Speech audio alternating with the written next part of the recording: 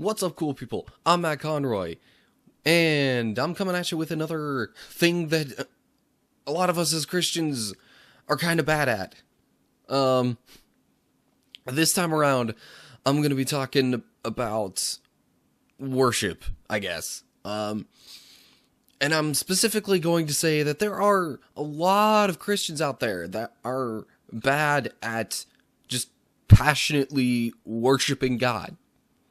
Like, even if you only consider when you're in church during the service on Sunday morning or whenever it is that you meet, and there's the music playing and all that kind of stuff, even with all that environment around us to, speak to our hearts and pour into our spirits and give us that passion and that energy to be worshiping God, there's still a lot of people that just kind of sit there, hands in their pockets or on the pew in front of them or whatever. And I mean, okay, honestly, I'm guilty of this a lot of the time too.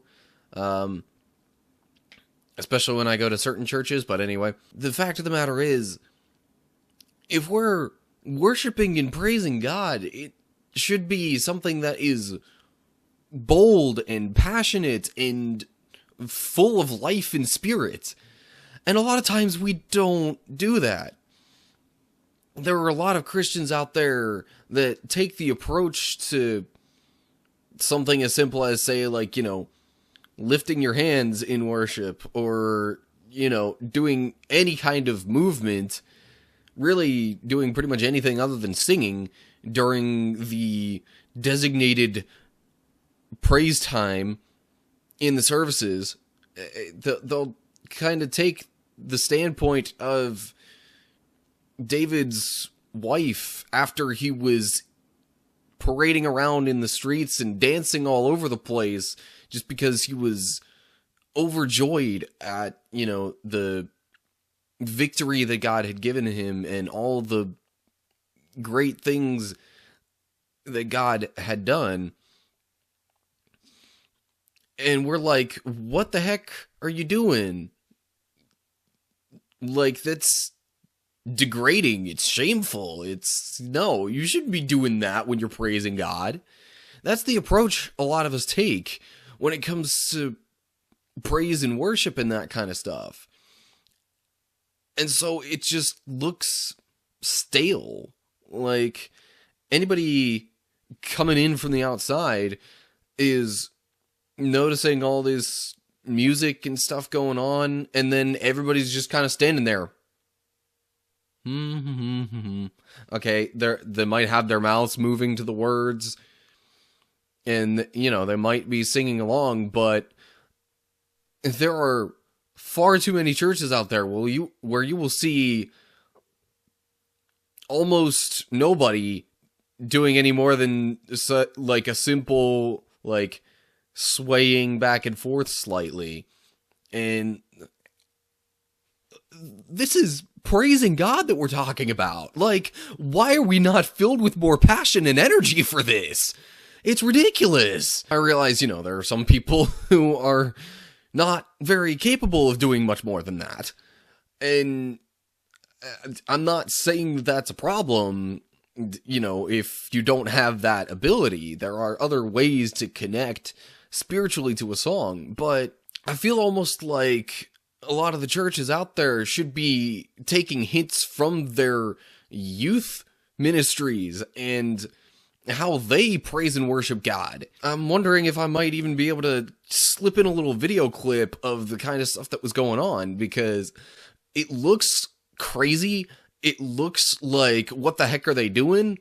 Like, are they even worshiping God? Some people might think, but this is just the passionate energy and spirit that is seeping its way into these kids through the music and through the experiences that they're having at this camp over the summer.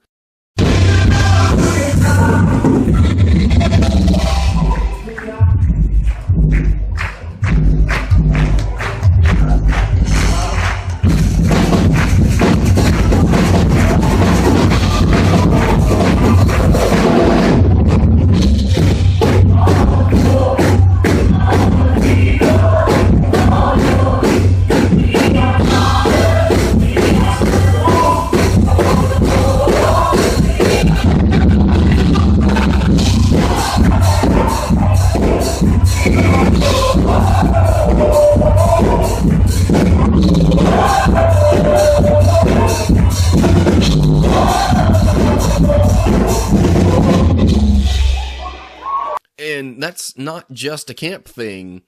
I know there are plenty of youth groups out there where the crazy flailing around kind of stuff during worship is kind of normal for them. Maybe not quite to that extent, but the fact of the matter is, like, it should be the other way around, where it's like the adults in the church that are setting the tone and the example of how the kids and the teenagers should be worshiping God, not the kids and the teenagers that should be setting the example for the adults. And yet I feel like that's how it ends up being most of the time. Like, the youth groups especially seem to set a way better example of passionately worshiping God than the adults do. And that's backwards. Not only in the context of church services are we often bad at worshiping God. It's because worship is more than just that time on Sunday morning when you're singing along with the music. Worship can be really almost anything that you do. Worship is really just pouring out your heart and your soul and doing whatever you can to give God glory. And so worship really can be almost anything that we do in our daily lives, as long as it has that attitude and that perspective behind it where we're trying to give glory to God. And so many times we will just kind of compartmentalize our lives, especially, I mean, I'm not trying to be sexist or anything here, but it's men even more so seem to be kind of good at this, where it's like, okay, you've got your church life, and then your home life, and then your work life, and then, like, those things do not really have much overlap in a lot of cases. And so, if you're not approaching your home life and your work life with that same God-giving, God-glorifying perspective as the church life, then you're missing, like, a good solid, like, 80 or more % of your life, maybe even 90% of your life, where you could have opportunities to worship God and give God glory. But because you're not approaching it with the right perspective, with that mindset of giving God glory, then you're missing all those opportunities. I mean, I'm fortunate enough where I'm working at a place where that's pretty much impossible. I'm working at a Christian boarding school where, like, practically everything we do, there's the Christian perspective of trying to glorify God with all of it. But not everybody else is so fortunate. And I think for those people, it can be easy to kind of fall into that rhythm of those different lifestyles and keeping those separate from each other. And that's not the way that it should be. If we're truly trying to give God glory and, build God's kingdom, then we should be approaching everything we do with the perspective and the mindset of giving God glory. So that's another way that a lot of us as Christians are just flat out terrible at worshiping God properly. And certainly not passionately. In those work or home scenarios, we might, set aside a little bit of time here and there to focus on God, but